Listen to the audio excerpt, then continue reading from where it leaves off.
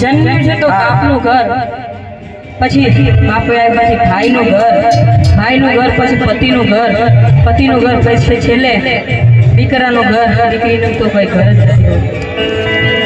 જોકે આ બધી ઉદાસ અનક્ષેત્ર ઉદાસ જેનો કોઈ ન હોય, જેને મા બાપે અમને એક દીકરાને બધાને અહીંયા બેઠેલા તમામ ભાઈઓ બહેનો નમ્ર વિનંતી કરીએ કે મા બાપને કોઈ દી તરસોડતા નહીં. કોઈ પણ દીકરી કે દીકરા મા બાપને કોઈ દી તરસોડતા નહીં. ઉમરાવાળી રાજી હશે તો ઉમરાવાળી રાજી થાય. બાકી તો લગન ડુંગરાવાળી કે પેલા તારી ઉમરાવાળીને પૂછી લે, પછી ડુંગરાવાળી પાસે જાજે.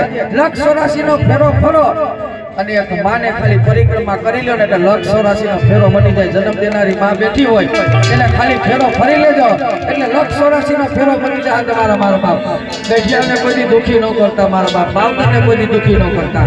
આ એક ખાસ મારા બાપ નોંધ લેજો.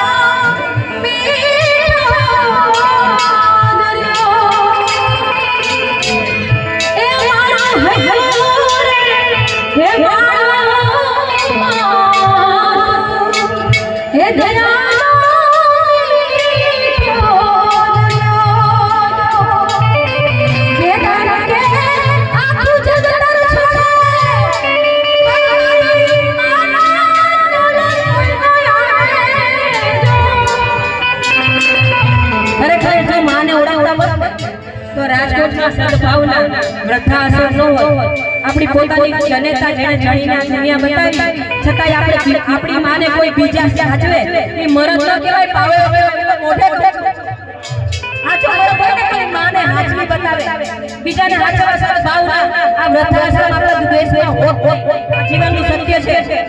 હે તેજા બે તમે કીધું એટલે હું કહી દઉં કે જેનો કોઈ ધણી ન થાય ને, હા એનો કોઈ ધણી ન થાય તો આ ઉદાસમાં જે માવતરને તરસો દે ને એટલે આપણે અનક્ષેત્ર ઉદાસમાં ધણી થઈ જાય છે. અને તમે વાત કરો તો અનાસીના દીકરા નથી આવશે ને એને પાવિયા હાસ્ય બેઠા છે.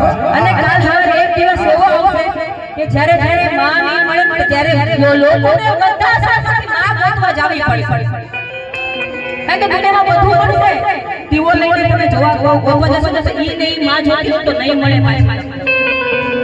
કે દાના કે જગ આખું બોલો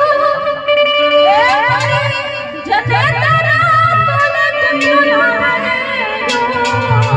હે મારા આ પાલનના છાયા એ બીજો મળશે મને છાયો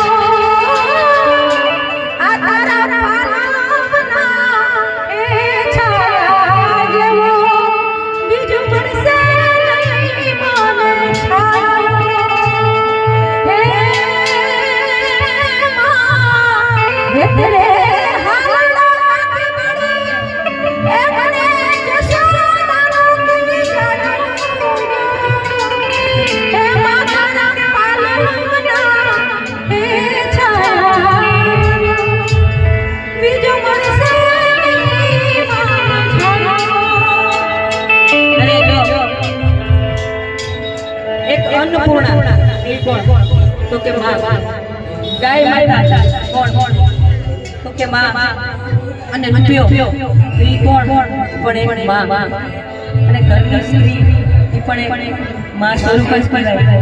ખરેખર આની માટે માગવું પડે પણ બહુ દુઃખની વાત થાય છે. પહેલાના જમાનામાં એ ઢાકેલી હતી, હવે ઉગાડી થઈ ગઈ છે ને એટલે હાલે હાલે કરવો પડે. હે હે